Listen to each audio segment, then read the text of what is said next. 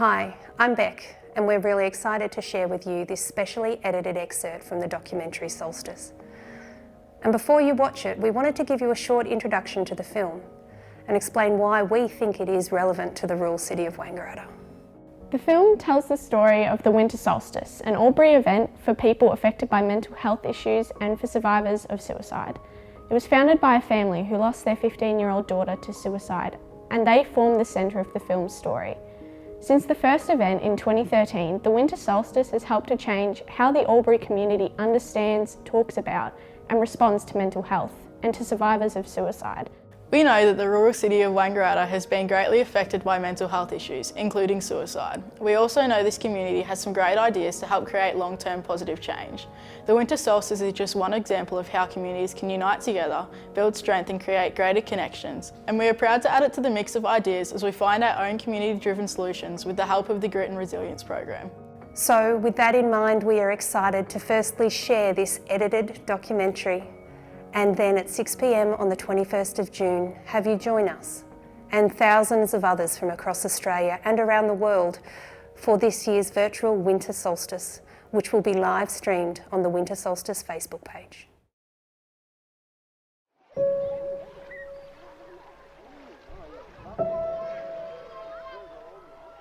When Mary was very young, she was an incredibly independent baby.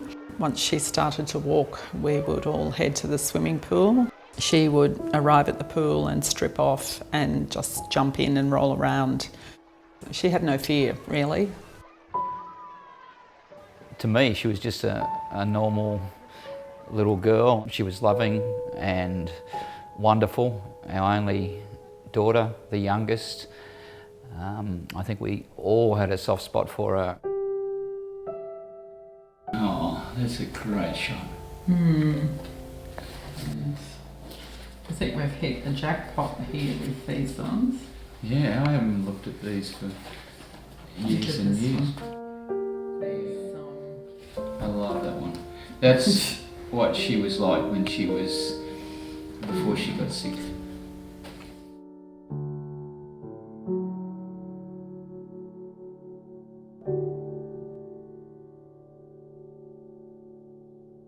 Mary was 7 years younger than me.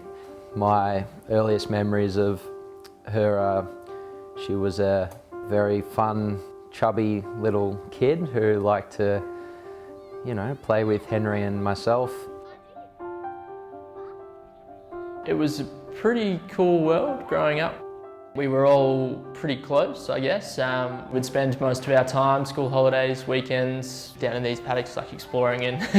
It was what felt like another world that you could, kind of escape to.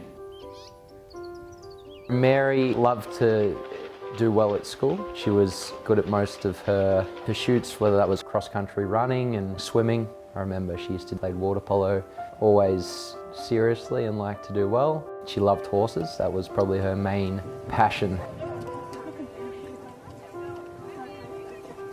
Keep him going, Mary. Keep him going. I think we probably had a really idyllic family life until really when she got sick, and that was in her first year of high school. Mary came home from school one day and had a sore mouth, and the following day we saw a dentist.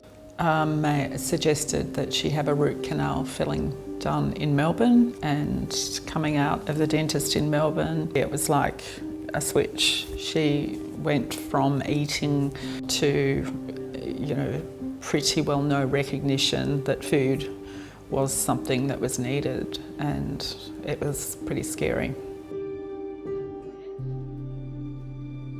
She ended up in the Albury hospital for a week on a gastro tube, and she was sent to Royal Children's, where she spent 2 months. Having a child that started with a physical illness, lost a lot of weight, developed an eating disorder, 8 weeks in hospital in Melbourne, the family everything goes pear-shaped. I was back at home working in the family business. I was also the mayor at the time, so I was doing the mayoral duties. Annette went to the hospital with Mary, and Henry and myself, every weekend, we got down to see Annette and Mary.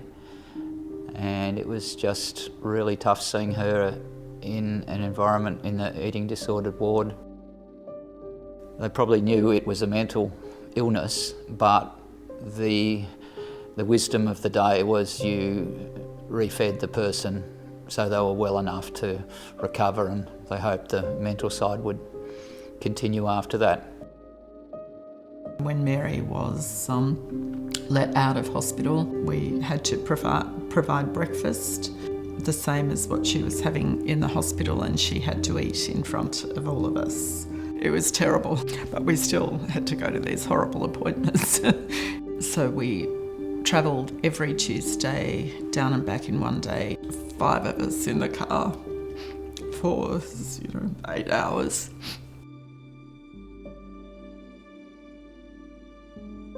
For the next 3 years, she didn't ever pick up any food by herself and eat it. We just had to be with her every time. So every day, Annette or myself went to school at morning tea, lunch, afternoon tea, which must have been exceptionally demeaning to have to walk across the playground with other kids knowing what was going on, I guess. And she'd come and sit with us, ate what we had for her, and that was the pattern.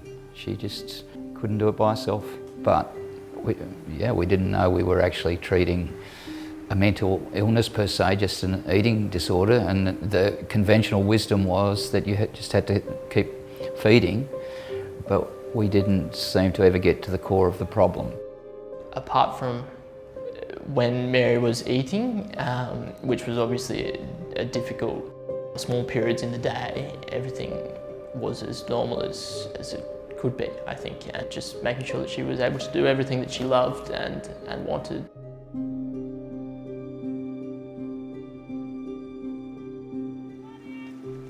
She had played a game of water polo on Sunday and playing A-grade women's water polo for Albury, and they'd had a spectacular win. So that was on Sunday, and I think she would have been just on a huge high. And I think the next day was normal, but she was a bit tired, and Annette had said, Mare, you better have tomorrow off, which is Tuesday.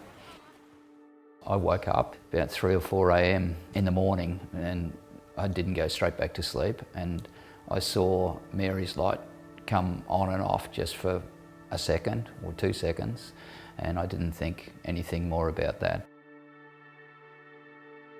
I left pretty early and went to the sales meeting, and Lloyd, man that prepares the cars, said there'd been a suicide up on the freeway. And it was at that moment that something dawned on me, and I walked straight out of the office, rang Annette on my phone and said, see if Mary's there. And she walked to Mary's room and she wasn't there. Marg Moran, who's a local detective, she turned up at the house, and that's when it was confirmed that I guess worst had happened. The day that we found out Mary had died, and it's a whirlwind. You sort of just go minute to minute, feeling of that really unbearable grief. I think it is all the what ifs, how could we have saved her? I was still functioning at a certain level after she died, and I thought about the funeral a lot. Do you have a private ceremony and shut up shop, or do we just put it out there and let everyone know pretty well this is what's happened? We all went down to the river before it. That's Annette, myself, Jack and Henry, and pretty well said, here we go, we've got to do this and do the best we can. And So we went to QE2. We were so involved with it and just our grief that you just had to go through the process. I have approached today trying to make sure we do justice to our memories of Mary. Parts of it were quite lovely, and I think Mary would have been happy with her send-off. It honoured her, and I was pretty well determined to try and make sure that we showed her the dignity she deserved.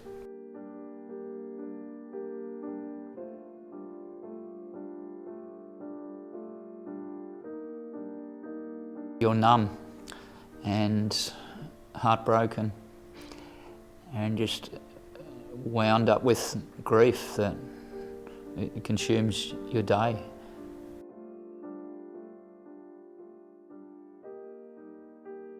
Having experienced a number of deaths in our family, I just know that there was something about suicide.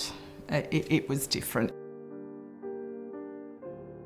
It's not something everyone can cope with, but everyone is in some way connected with a mental health story. I think the talking and the openness is the only way to go on that. After Mary died, about 6 months after she died, I said to Stuart, I think I would like to do an event. I guess I wanted an event for survivors of suicide. I couldn't at that particular stage even write an email, so Stuart was writing invitation emails, from his Baker Motors email address, and so from there we just gradually formed a committee. Musicians regarding the stage requirements? I've heard back from one of them. That first year, even putting up posters in shops along Dean Street and at other businesses was daunting, and not every shop would take it when they read the word suicide. So it was scary. I used to have dreams, nightmares, that I was the only one there under an umbrella. And I still have those dreams. I think you need to have experienced the suicide or the mental illness to drive yourself to do an event.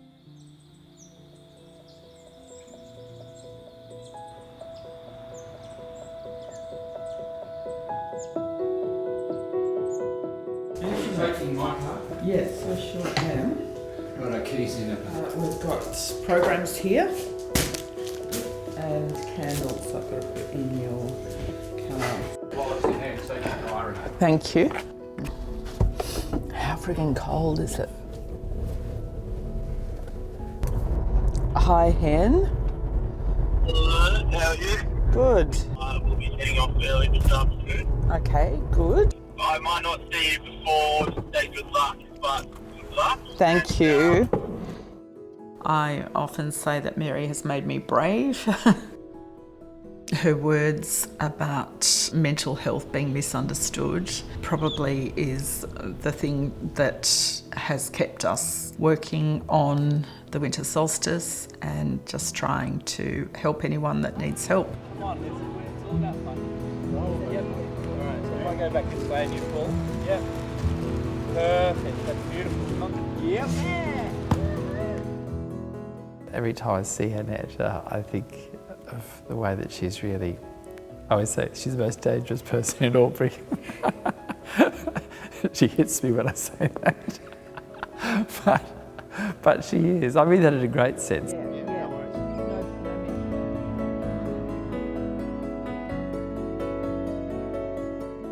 We are connected. That is the purpose of Winter Solstice, and that is why we are here tonight. My name's Joe Williams. I'm extremely thankful and lucky to be alive to share my story here with you tonight in Albury, a place very special to my heart.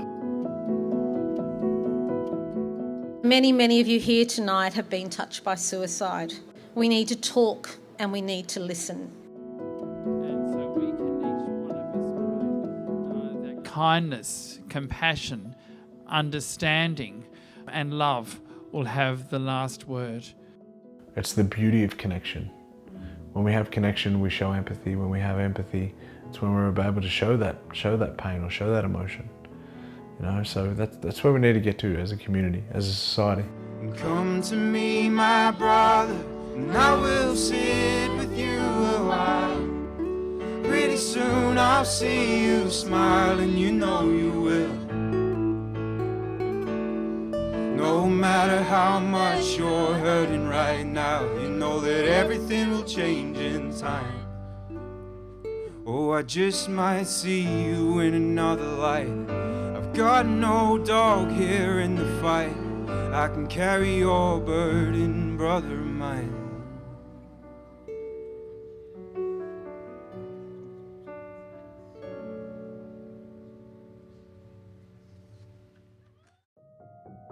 Join us as we find our own community-driven solutions with the help of the Grit and Resilience program.